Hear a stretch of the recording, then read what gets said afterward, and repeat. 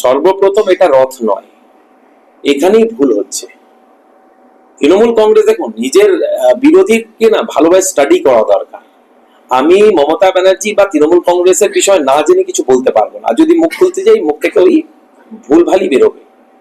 তো তৃণমূল কংগ্রেসের নেতৃত্বরা হচ্ছে তারা বিজেপি সম্বন্ধে কিছু জানে না, অশিক্ষিত মূর্খ বর্বরদের দল। এরা কথায় কথায় সবকিছু এক ধরনের ভাষা বলে, এটা রথ নয়, ওটা পরিবর্তন যাত্রার একটা ভেহিকেল, এবং এই ভেহিকেল সব জায়গায় ঘুরছে। এটা পার্টির ভেহিকেল, এটা তৃণমূল কংগ্রেসের ভেহিকেল না। তৃণমূল কংগ্রেসকে তো বাইরের লোকে ঢুকতে দেয় না, গাড়ি দেবে নাকি, 4 চাকা দেবে ওদেরকে বাইরের নাম্বারে? এটা তো আমাদের প্রাউড মোমেন্ট আমাদের জন্য, যে দেশের যে কোনো জায়গায় যাব মানুষ আমাদের সেই সহযোগিতা করে, কারণ সর্বভারতীয় দল। সুতরাং যেখানকারই থাকুক না কেন, ইউপিটা কি ভারতবর্ষ থেকে আলাদা, নাকি বেঙ্গলটা ভারতবর্ষ থেকে আলাদা? ইউপির গাড়ি যদি চলে এসে থাকে, আমি জানি না আদৌ, আমি সে খেয়াল করি।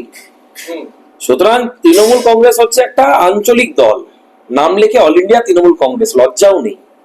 একটা আঞ্চলিক দল, তাকে কেউ গাড়ি দেয় না, একটা 2 চাকা সাইকেল দেবে না, জানে এটাও চুরি করে নিয়ে চলে যাবে।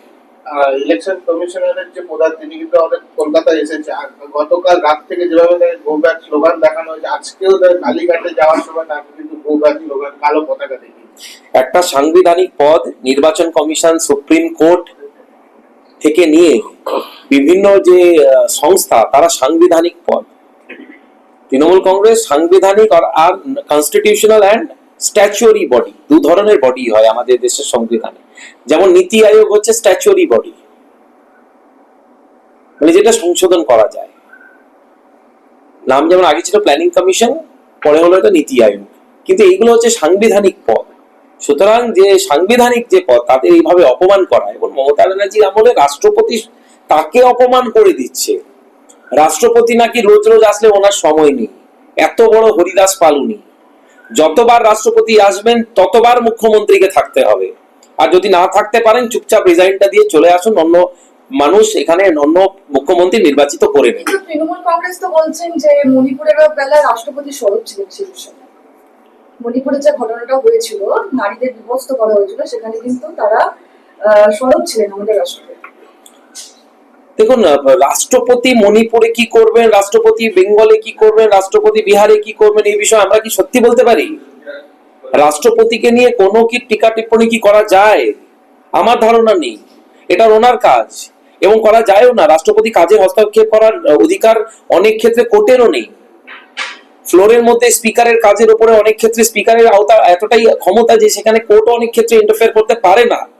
সুতরাং রাষ্ট্রপতি কি করবেন অন্যান্য স্টেটে, সেই বিষয়ে আমিও বলতে পারি। এখন এখন আপনারা কি করবেন, যে গতকালের ঘটনা যেভাবে পোস্টার ছিঁড়েছে? দেখুন, করার কি আছে, আমরা নির্বাচন কমিশন তো এখনো মডেল কোড কন্ডাক্ট লাগু করেনি যে আমরা নির্বাচন কমিশনকে জানাবো। আমরা পুলিশকে একটা ফর্মাল, যে চোর সেই পুলিশ, আর যে পুলিশ সেই চোর, কিছু করার নেই। কিন্তু এটা একটা ফর্মাল হয়ে গেছে।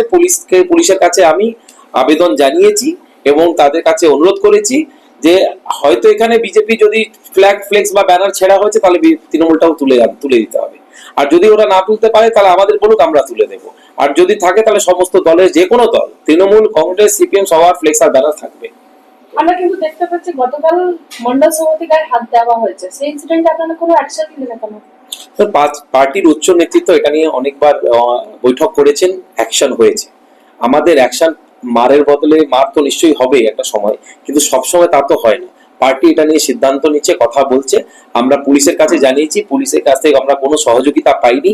আমরা ব্যক্তিগতভাবে কয়েকজন, আমরা কার্যকর্তারা আর কয়েকজন নেতৃত্ব সেখানে উপস্থিত হয়ে আমরা ওনাকে উদ্ধার করলাম। বাকিটা পার্টি ঠিক করবে। দেখুন, কয়লা চুরি, গরু চুরি, বালি চুরি তৃণমূলের নতুন এখন প্রকল্প। এত টাকার চাপ যে এখন ব্যানারে কাঠগুলো চুরি করতে হচ্ছে। রাতের অন্ধকারে মুখের ওপরে কাপড় বেঁধে গতকাল রাত্রেবেলা আমরা দেখলাম, আমি আর আমার সাথে নিতেশ দা ছিলেন, অঙ্কিত দা ছিলেন, অভিষেক দা ছিলেন। একবার আমরা ওই দিক দিয়ে যাচ্ছিলাম, দেখছি যে প্রায় 10-15 জন দুষ্কৃতীরা, তারা হাতে বাঁশ নিয়ে মুখের ওপরে কাপড় বেঁধে ব্যানারগুলো ছিঁড়ছে। এবং আমি ঘটনা দেখার পরই আমি পুলিশকে ফোন করি। তার 5 মিনিট বা 10 মিনিট পর যা রেসিডিউয়াল ছিল ব্যানারের ছিঁড়ে ফেলার পর বা ফ্ল্যাগ গুলো ছিঁড়ে দেওয়ার পর যা রেসিডিউয়াল ছিল, পুলিশ দায়িত্ব নিয়ে সেটাও ক্লিন করিয়ে দিয়েছে। আমি আশা করেছিলাম পুলিশের কাছ থেকে হয়তো কিছু তথ্য পাবো যে অমুক অমুক ব্যক্তিরা তারা আছে, আমরা অ্যাকশন নিচ্ছি। আমি জানি বা আমরা জানি যে পৌরসভা পরবর্তীকালে বলবে যে পারমিশন ছাড়া, পৌরসভার পারমিশন ছাড়া কোনো ফ্লেক্স বা কিছু থাকবে না। আপনারা যদি কাউন্টার বাইট নেন ওনারা এই কথাই বলবেন। তো একটা প্রশ্ন আমারও রয়ে গেল যে পৌরসভা কি তৃণমূলের পার্টি অফিস?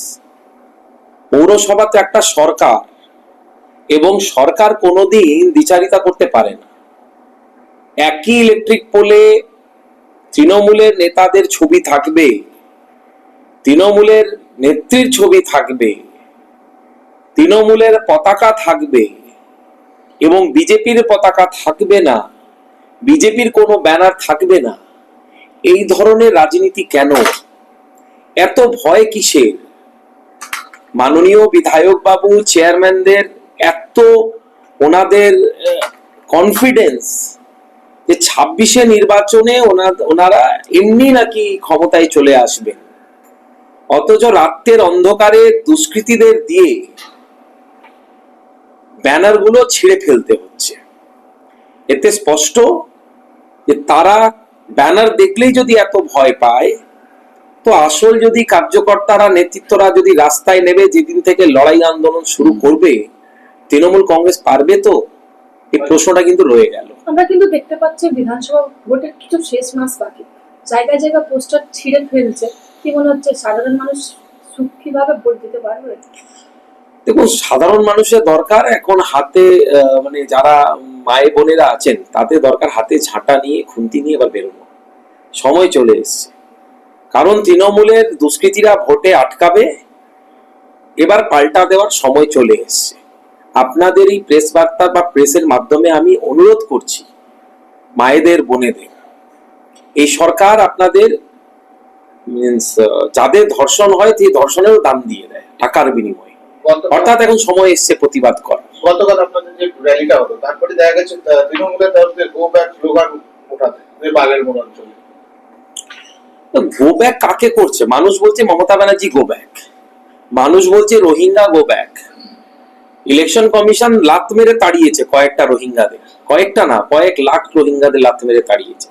কিন্তু কিছু বাঙালি হিন্দুদেরও নাম ভুলবশত ভাবে হোক বা যেভাবেই হোক সেটা অ্যাডজুডিকেশন হয়েছে, সেটা তারা সংশোধন নিশ্চয়ই করবেন, এটা আমরা আশা করছি। এবং এই কাজ নির্বাচন কমিশনের।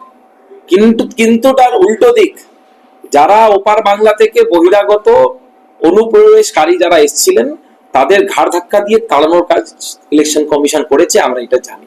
সুতরাং গো ব্যাক এখন হচ্ছে রোহিঙ্গা গো ব্যাক, এবং মমতা ব্যানার্জি, মমতার ভাইপো, কয়লা ভাইপো, গরু চোর ভাইপো, ফ্লেক্স ব্যানার চোর ভাইপো, গো ব্যাক, এখন এই স্লোগান মানুষ দিচ্ছে। আপনারা বলছেন